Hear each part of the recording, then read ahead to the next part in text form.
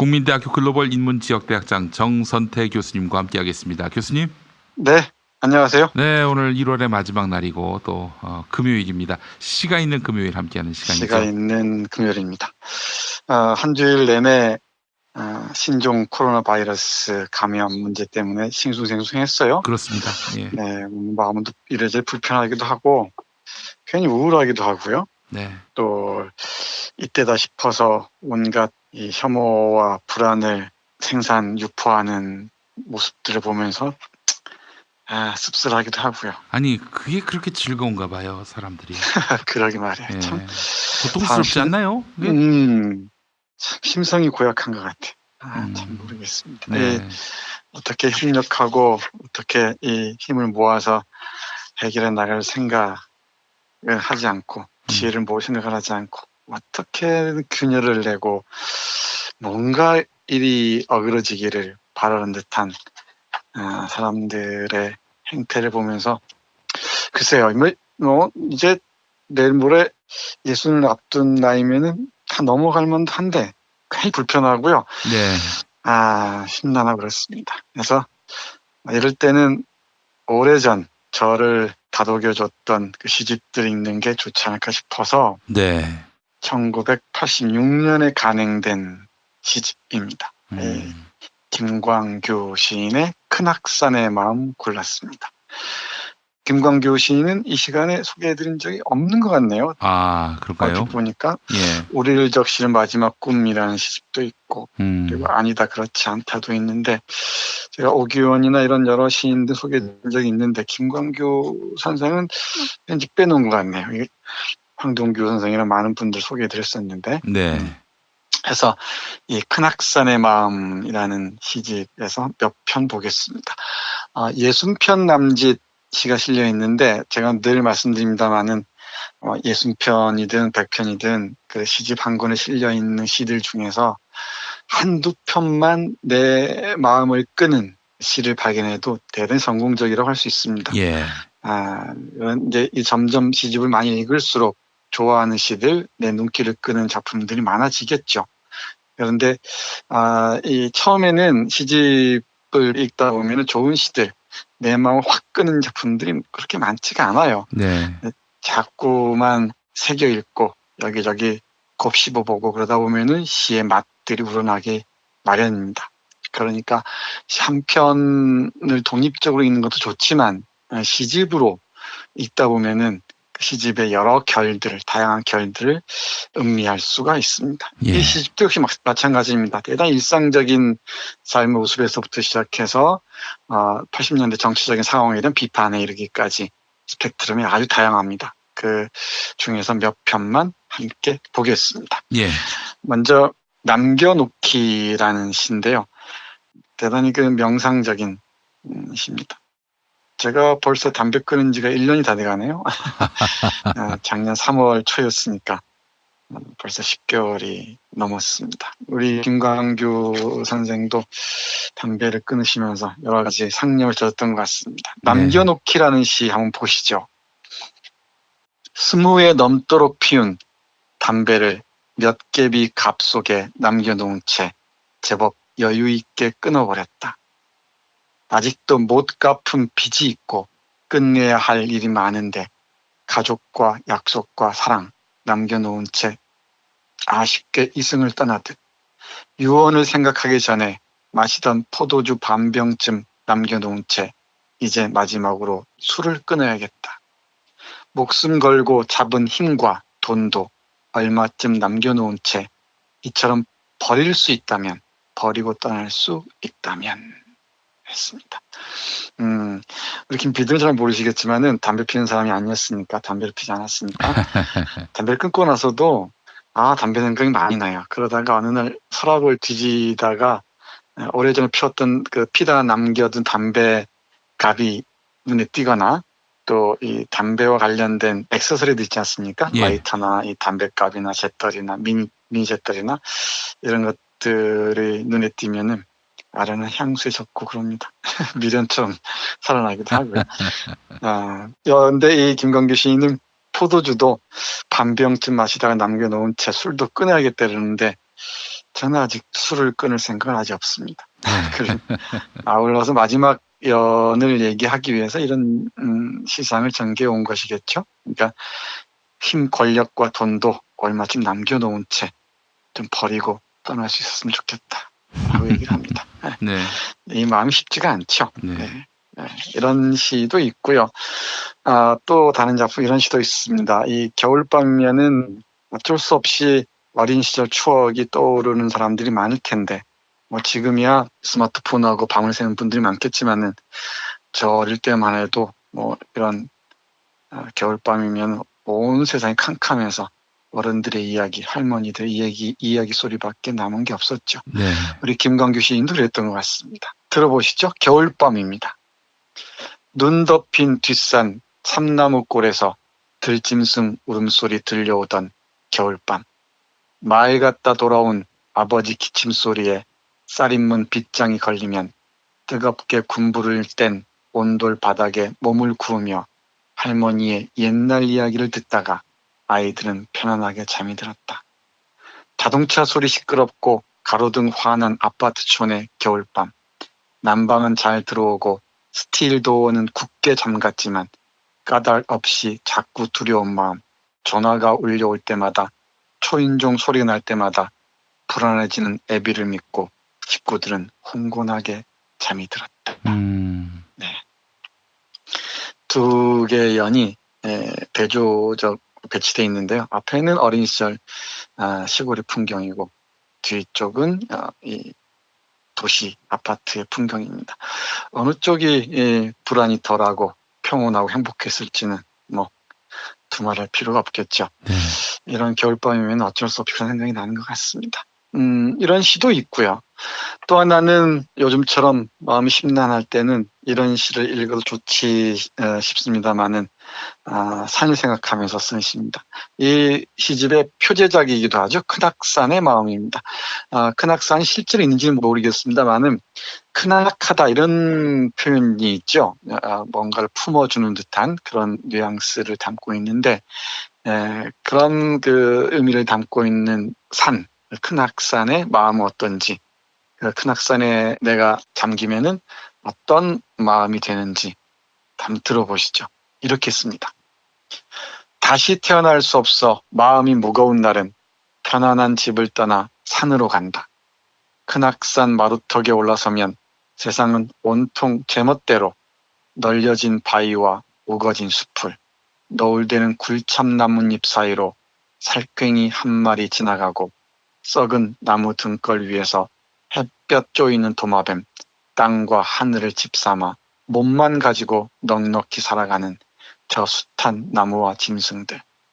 해마다 죽고 다시 태어나는 꽃과 벌레들이 부러워 호기롭게 야호 외쳐보지만 산에는 주인이 없어 나그네 목소리만 되돌아올 뿐. 높은 봉우리에 올라가도 깊은 골짜기에 내려가도 산에는 아무런 중심이 없어 어디서나 맷새들 뒤적이는 소리. 여울에 섞여 흘러가고 짙푸른 숲의 냄새 서늘하게 피어오른다. 나뭇가지에 사뿐히 내려앉을 수 없고 바위 틈에 엎드려 잠잘 수 없고 낙엽과 함께 썩어버릴 수 없어 산에서 살고 싶은 마음 남겨둔 채 떠난다. 그리고 크낙산에서 돌아온 날은 이름 없는 작은 산이 되어 집에서 마을에서 다시 태어난다. 네. 뭐라고 제가 덧붙일 말이 없을 정도로 잔잔하면서도 깊은 시입니다. 산에 가면 온갖 그 생명들이 어우러지고요. 뒤섞여 있습니다. 이런 크낙한 산에 다녀오면은 나도 산이 되어서 집에서 마을에서 다시 태어난다고 얘기를 하네요. 설이 지나고 그러니까 기분이 그런지 모르겠습니다만은 밖에 기온이랄까 풍경들이 조금씩 달라지는 것 같기도 하죠. 예, 분명히 봄이 오는 소리가 들리는 것 같기도 합니다. 그렇죠. 예. 제 느낌인지는 모르겠습니다만은 근데 참 올겨울 참 눈 인색했어요. 그죠? 예, 눈도 오지 않고 기온도 너무나 푹해서 올 봄, 올 여름 농사가 어떨지 모르겠습니다. 네, 이렇게 일상에서 발견하는 잔잔한 내면의 풍경들을 바라보는 시들이 있는가 하면은 그 당시 80년대 초중반 87 항쟁 이전에 쓰여진 시들이니까요. 이전의 그 세태, 정치적 상황들을 비판하는 시도 대단히 날카롭습니다. 예를 들면 10월의 거리라는 작품인데요. 우리 88 올림픽을 앞두고 몇 년 전부터 온갖 그 홈리스들이나 포장마차나 이런 것들 다 치웠던 거 기억하십니까? 그 상황들을 쓴 산문 형태의 시가 있습니다. 올림픽을 한다는 이유로 많은 사람들을 쫓아냈던 그런 그 풍경들이 오롯하게 이 시 한편에 남아있네요. 10월의 거리 들어보시죠. 네. 지하도 계단에서 동전을 구걸하던 외다리 노인, 가로수 밑에서 오징어와 땅콩을 팔던 아주머니, 육교 위에 엎드려 콧물을 흘리던 앵벌이, 골목 입구에서 해삼과 멍게, 돼지갈비와 막소주를 팔던 포장마차 아저씨, 은행 신축 공사장 옆에서 흘러간 옛 노래를 부르던 장님 부부, 모두들 갑자기 자취를 감추었다. 그들이 사라진 횡댕그렁한 거리에 사복 경찰들이 서성대고 백화점 앞에는 성경과 십자가를 든 젊은 전도사를 세워놓았다. 청소부들은 밤 9시에 출근하여 밤새도록 쓰레기를 치우고 길을 쓸었다. 눈에 띄게 깨끗해진 거리로 몰려다니며 외국인들은 사진을 찍고 쇼핑을 했다. 그리고 고급 호텔에서는 저녁마다 호화로운 리셉션이 열렸다. 집이 없는 사람들, 빚을 얻을 수도 없는 사람들, 하루 벌어 하루를 살다가 거리에서조차 쫓겨난 사람들은 이제 올림픽 복권을 더 많이 사는 수밖에 없게 되었다. 네. 네, 이 88 올림픽이라는 그 스포츠 행사를 두고서 쫓겨나야만 했던 사람들의 삶의 애환을 네. 이 시에서 담아내고 있습니다. 한 편 더 볼까요? 네네. 네, 믿을 수 없는 이라는 시인데요. 시도 역시 80년대 그 어목했던 상황들을 떠올리게 합니다. 네. 뭐 지금도 가짜 뉴스가 만만치 않은 기세로 우리를 괴롭히고 있죠. 우리 아마 괴벨스라는 사람 잘 아실 겁니다. 네. 이 전두환 시대에 박정희 시대에 이어서 정두환 시절에도 이 괴벨스와 같은 자들이 큰 소리를 치고 있었죠. 아마 김기춘을 떠올리시면 될 것 같습니다. 네, 믿을 수 없는 이라는 시 한번 들어보시죠. 그 80년 이후 지금 이르기까지 얼마나 상황이 바뀌었는지. 그는 1897년 라인란트에서 태어났다. 25살 때 국가사회주의 독일 노동당에 가입, 4년 만에 나치스의 베를린 대관구 지도관이 되었고 나치스 기관지 안그리프의 편집국장으로 6년간 활동하였으며 1933년 히틀러가 집권하자 국민 계몽 및 선전 담당 장관이 되었다.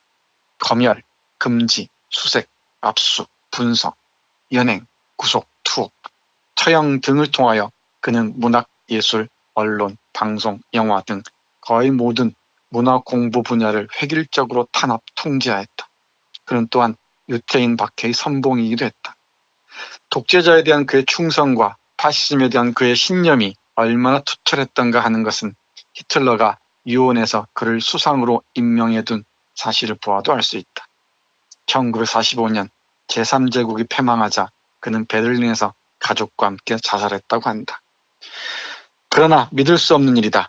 지금도 그는 자기보다 훨씬 젊은 나이로 이 세상 곳곳에서 활약하고 있지 않은가.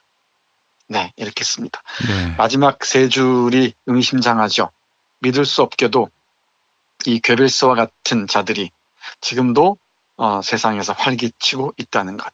이게 시인에게는 믿을 수 없는 일이라는 것입니다. 네.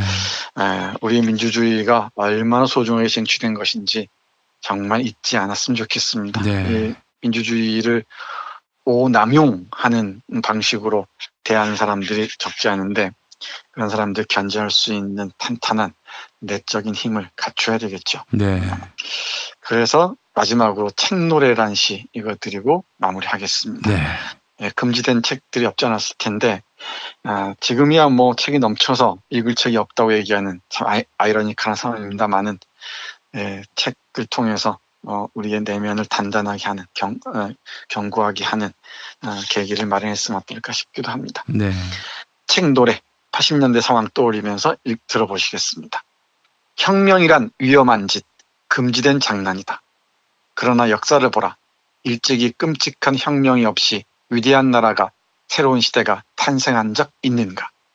위대한 생각을 새로운 언어로 기록한 것이 훌륭한 책이라면 그것은 앞으로 역사를 이끌어갈 머리의 힘, 마음의 꿈이다.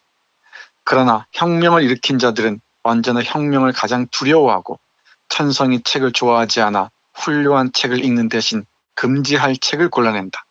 그래야 책을 금지한 자들은 생각과 느낌마저 금지하고 책을 불태운 자들은 마침내 사람마저 불태우고 결국은 스스로 파멸한다. 역사를 돌이켜보라. 금서와 분서는 혁명보다도 위험한 장난 아닌가. 80년대 전두환 정권의 책에 대한 금지들을 비판하는 시를 역사적 맥락에서 읽을 수 있지 않을까 싶습니다. 네. 이렇게 대단히 서정적인 시에서부터 시작해서 정치적인 성격의 시, 다양한 스펙트럼의 작품 시들이 이 김광규의 시집문학산의 마음에 실려 있습니다. 네. 이 시집 한 권 읽으시면서 전체를 구석구석을 다양하게 탐사할 수 있는 그런 시간 마련해 보셨으면 좋겠습니다. 예, 알겠습니다. 자, 오늘도 귀한 시집 소개해 주신 정선태 교수님 말씀 잘 들었습니다. 네, 고맙습니다. 월요일에 뵙겠습니다.